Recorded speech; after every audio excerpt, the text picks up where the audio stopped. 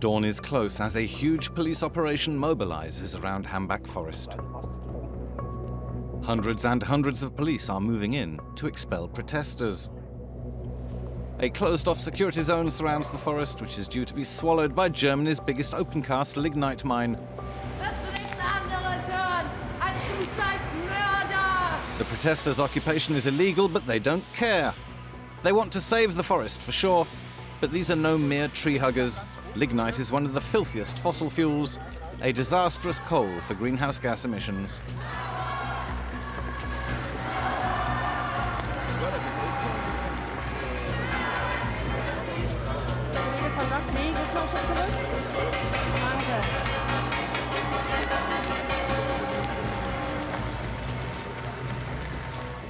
In one treehouse village, protesters are barricaded inside.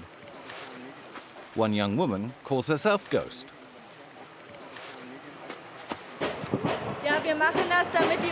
We're living in the treetops, so they can't reach us. They can't clear-cut the forest when it's full of people.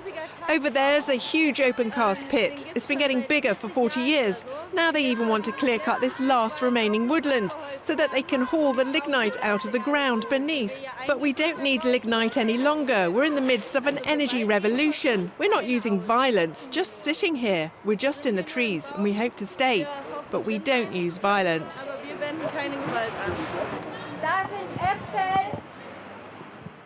We aren't allowed up, but she pulls up our GoPro camera. Everyone here is prepared for a long siege. Having stored water and food, they'll resist as long as they can. A dozen people have been squeezed inside for the last 30 hours. The music is drowned out by heavy machinery under police guard breaking through. Ground-level supporters try to slow it down.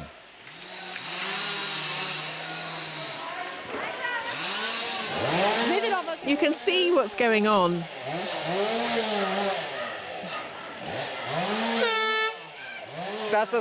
Maybe it's covered by law what they are doing, but it is absurd. In Berlin right now, politicians discuss the phasing out of coal. We all know the end of coal is coming.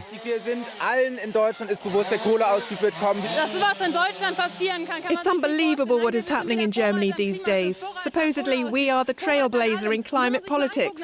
This forest could have been the symbol to exit coal. But right now, this forest is being destroyed right in front of our eyes. That's an absurdity. It cannot be. 4,000 hectares of pristine forest have been clawed up, leaving gaping pits behind. After 40 years, operator RWE is still hungry. Some 2,000 police officers make this the region's biggest security operation ever. Most occupiers are ready for civil disobedience. Some go further, says the spokesperson of Köppen, a town like the forest, right on the edge of the strip mining area. One evening when we were leaving the forest, we were attacked by two hooded masked persons throwing Molotov cocktails. We were inside a police car and they exploded. The regional government issued warnings that protests could become violent. Indeed, a warning shot was fired by police after several masked people attacked them with stones.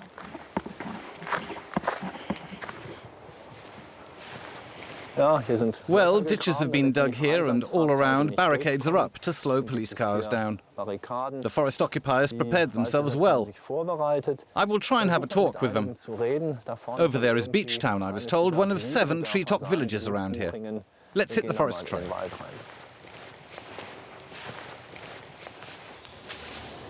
We end up in Cozy Town, which sounds more like a children's TV show than a radical bunker. We're ordered to stop filming. After some discussions, Cozy Town lets us in. Some have lived here for 6 years, sleeping in tree houses up to 25 meters above the ground. Shiva joined about a year ago. Her high-altitude moon house is not easy to evacuate. Has she participated in acts of sabotage? She won't answer.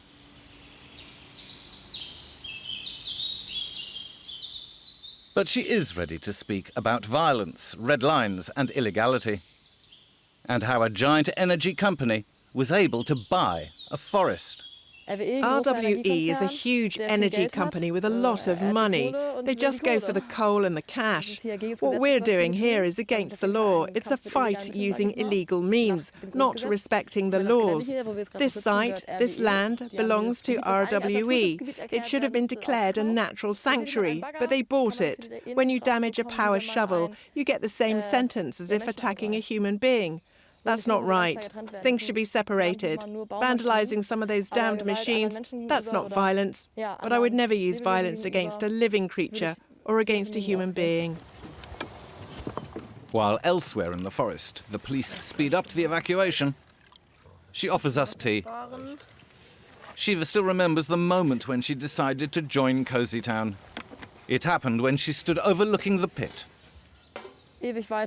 I just saw a vast expanse, dead land, horrifying, like a moonscape. And on the horizon, coal power plants lined up. I saw the smog streaming from the chimneys, a smoggy fog floating through the air, and I was shocked. I could almost feel the absence of clean air. Then I turned around, and I saw this gorgeous forest, full of sounds, full of life, full of chirping. Chirping, twittering birds, full of wind, moving everything, full of harmony, full of colours. I still get goosebumps when I remember this very moment. It was just wow. At the open-cast pit itself, we're told stopping the strip mining comes at a price. RWE, one of Germany's energy majors, insists on going ahead with lignite extraction, as leaving Hambach's coal underground would cost 4 to 5 billion euros. Wow, what a hole! This open-cast pit will expand to 85 square kilometres. We had a confirmed interview appointment with RWE, but it's just been cancelled. What a pity. Anyway, RWE has some good arguments on their side, too. 21,000 jobs are still directly linked to coal all over Germany. In this region, there are 10,000 coal jobs. That can't be ignored. On the other hand, there's environmental destruction and the CO2 problem. The main pro-coal argument made by RWE is about securing a reliable energy supply. Coal power plants deliver electricity to energy-intensive industries around the clock. But visitors we meet at the strip mine's Belvedere are in favour of quick and far-reaching structural changes. And that's an opinion most Germans hold. We're wasting the lives of our upcoming generations. There's a problem of responsibility. Those who continue lignite extraction are shirking theirs. Phasing out nuclear power and coal at the same time could create a serious problem in terms of stable year-round energy supply, say some researchers. Wrong, say others. Germany can shoulder both at the same time. You need endless trainloads of this lignite to meet energy needs, as it's the poorest quality fossil fuel. Somehow it's a joke. Germany pretends to be at the cutting edge of climate protection, but this does not match with the figures. Some 37% of German electricity is still generated by burning coal, and that's the reason why Germany does not meet its climate targets. The village of Morschenrich will also be razed to the ground, just like the forest. In 2024, this village will be part of history. Some 2/3 of the residents have already left. But there's the surprise. Quite a few locals around here like lignite. If we abandon coal overnight, this would destroy all the jobs linked to coal. Just imagine what is going to happen to all those families with children. It's not just about the environment. The question is, what is going to happen to all the children if hundreds, if thousands of fathers lose their work? The question is, should coal be unplugged quickly or should there be a long transition period? You cannot unplug coal overnight. You simply just cannot unplug a country of our size overnight. Just saying, let's switch completely to green energy will not work out. It won't work. All these huge industrial companies around here need cheap coal energy produced by RWE. If RWE decided to turn it off, tomorrow we would all be sitting in the dark. That's a fact. Alternative energy concepts are not advanced enough yet.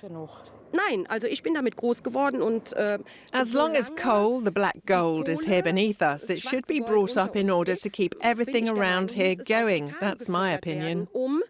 Alles aufrechterhalten zu können. Das ist meine Meinung. RWE's infrastructure gets vandalised, transformers burnt, lignite trains damaged, and cars and machinery attacked. The local shepherd is also angry with the climate activists.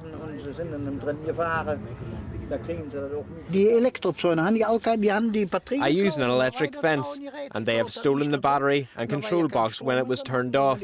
And they have cut my fences. They are sick professional criminals. They cut 10 of my fences. Each fence is 50 meters long, and every single fence was cut at least 3 times, some of them even 4 or 5 times.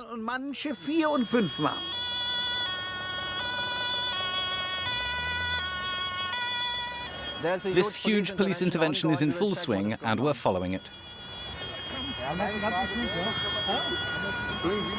Euronews von der Brille. Ja, alles klar. Aber tun Sie bitte einen Gefallen.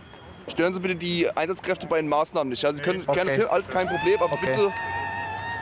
Sorry, one question, Euronews, European television. What is going on? Was ist los, Euronews? Today, like every Sunday for years, groups of protesters from all over the region converge towards Hambach forest, playing cat and mouse with the police, who try to kettle them, or worse. We crossed the street and started running. I ran onto the other side of the crash barrier. The police then jumped over the barrier, and one policeman hit me from above with his truncheon while running. Mit dem Schlagstock auf den Kopf geschlagen im Laufen. Most people participating in the demonstration stick to the officially approved route, at least in the beginning.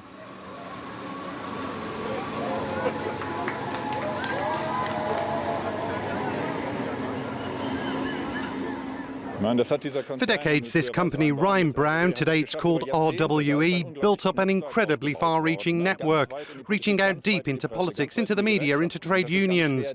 It's difficult to fight back. Have a look at their propaganda. It doesn't match with the real facts.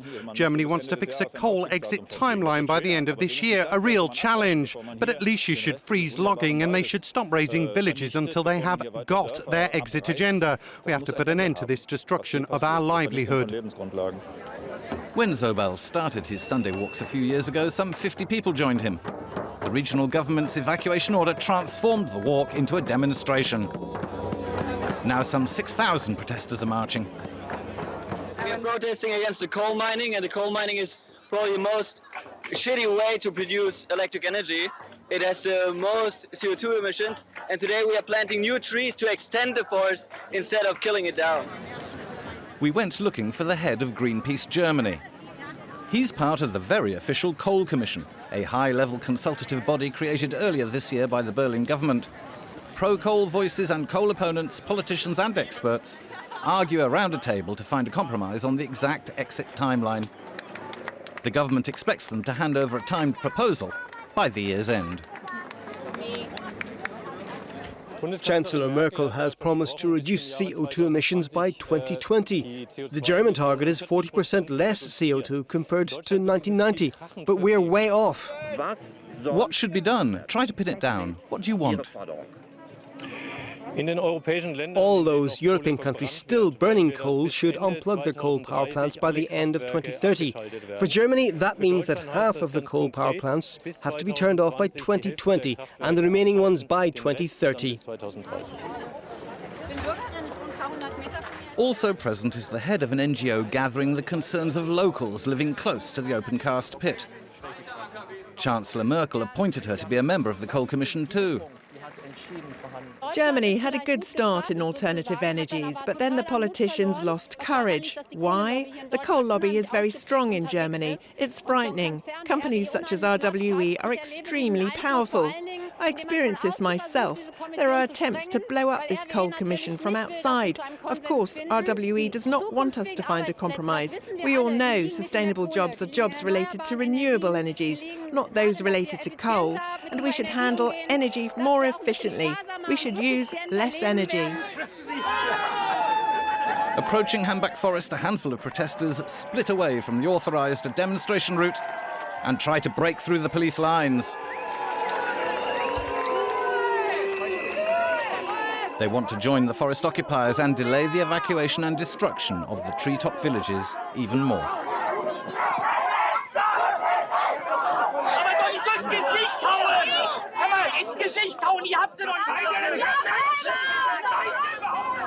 Germany aims to raise wind and solar power's share of energy generation from a third now to 65% by 2030.